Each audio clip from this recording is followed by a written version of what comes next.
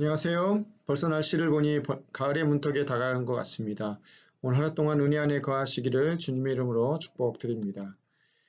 오늘은 무슬림들에게 어떻게 복음을 전할 것인가에 대한 원리를 잠시 나눠보려고 합니다. 이것은 단지 무슬림들뿐만 아니라 불교나 힌두교 같은 타 종교분들이나 불신자와의 대화에서도 적용될 수 있다고 봅니다. 지난번에 일상생활에서 기독교적인 용어를 사용하지 않으면서 영적인 대화를 하는 것이 중요하다고 말씀드렸습니다. 회개나 구속, 십자가 보혈 이런 단어를 사용하지 않더라도 살아가면서 삶과 죽음에 관련된 어떤 사건들을 말하면서 대화하다 보면 그걸 통해 영적인 주제와 연결할 수 있다고 말씀드렸습니다. 영적인 대화를 하다가 잘못하면 종교적인 토론을 할 수 있는데 만약 논쟁에서 이기더라도 절대 그것은 이겼다고 할 수 없습니다. 왜냐하면 복음이 논리적인 설득을 통해 전달되기란 매우 어렵기 때문에 그렇습니다. 특별히 무슬림과 대화를 할 때에는 이슬람을 정죄하거나 무함마드를 경멸하는 어조로 말하는 것을 피해야 합니다.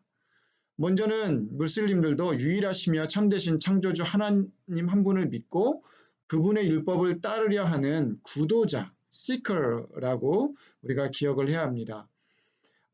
사실 경건한 무슬림들의 마음속에는 하나님, 창조주를 경외하는 마음이 있습니다. 단지 진리에 대하여 잃어버린 바 된 자들일 뿐이죠. 누가복음 15장에는 잃어버린 자들에 대한 세 가지 비유가 나옵니다. 잃어버린 동전, 드라카마의 비유와 잃어버린 양, 그리고 마지막인 탕자의 비유가 나옵니다.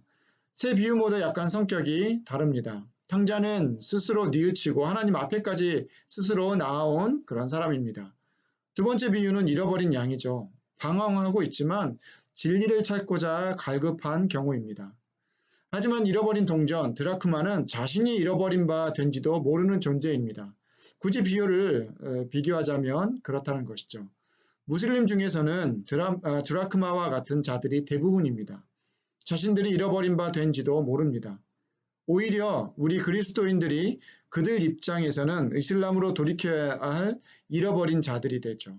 그러나 잃어버린 양과 같은 무슬림들 혹은 불신자들이 있습니다. 진리를 찾고 싶고 하나님께 나아가고 싶은 사람입니다. 이런 영혼들을 찾아내야 하고 그들에게 복음을 전해야 하는 게 우리 그리스도인들의 소명이라고 믿습니다. 무슬림 중에는 하나님을 경외하거나 두려워하는 마음이 큰 사람들이 있습니다. 대부분의 무슬림들은 죄에 대한 명확한 인식을 하고 있습니다. 단지 죄에 대한 성경적 인식이 부족할 뿐이지 하나님이 요구하시는 기준에 자신들이 도달하지 못함을 인정합니다. 이들에게 복음의 진수만 살짝 보여준다면 놀라운 일들이 일어날 것입니다. 논쟁을 피하고 그들에게 구세주가 필요하다는 사실을 우리는 확신해야 합니다. 하지만 동시에 무슬림의 신앙에 맞추려고 성경의 진리들을 감추거나 완곡하게 해서는 안 된다고 합니다.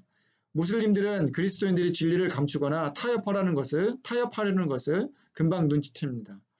위대한 무슬림 전도자였던 세무엘 GM은 이렇게 말했습니다.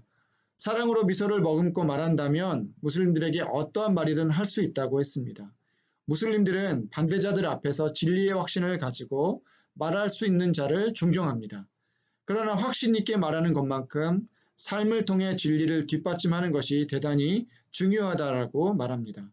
마지막으로 몇 가지 무슬림들에게 복음을 전할 때 주의해야 할 것들을 말씀드리고 함께 기도하겠습니다.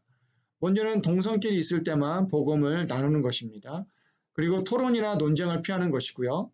꾸란이나 무함마드, 이슬람에 대해 모욕하지 않는 것입니다. 그리고 무슬림 친구의 간습에 민감해야 합니다. 예를 들어서 성경을 바닥에 놓거나 성경책 안에 글씨를 쓴다던가 물건을 그 위에 올려놓는 일은 신앙심이 없는 것처럼 그들에게 보일 수 있습니다.